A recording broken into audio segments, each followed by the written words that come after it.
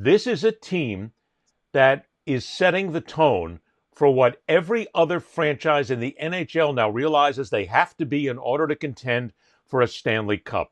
They have watched Tampa Bay do it for a few seasons. They've watched the Panthers now do it 3 years in the Stanley Cup Final.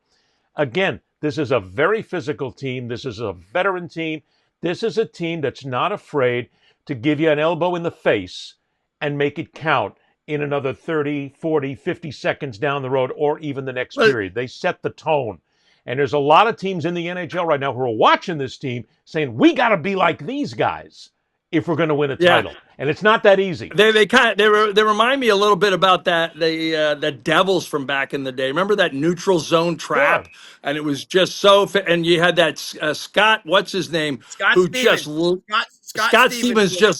Scott Stevens just laid out guys. But it's interesting. I mean, it's another argument, it's another show, but like I am always blown away because whatever, I got that little neural cortex part of my brain that loves seeing like it reminds you of when you're in kindergarten and the guy goes, fight, fight.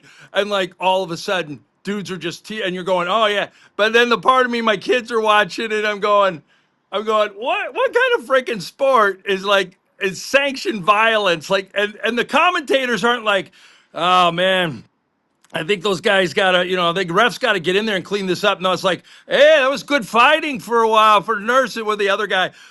They really went at it. Oh yeah, and you can see Kenny Albert was almost like uncomfortable, but the other two analyst guys are like, that's how to carry it. He was out there swinging for a while, They're and it's right. like it's the only They're right. it's the only sport that does that. That's the way hockey was played. You get into the other guy's brain, you stir it around a little bit, you give him some ideas on what's going to happen, you get him worried about the shot that's coming from the backside. Look, what we need to point out at this time is, again, what I said at the beginning, if the Panthers can continue this, what they did in Game 3, and if the Oilers don't get their heads out of their ass and play their game in Game 4 and beyond, series is over.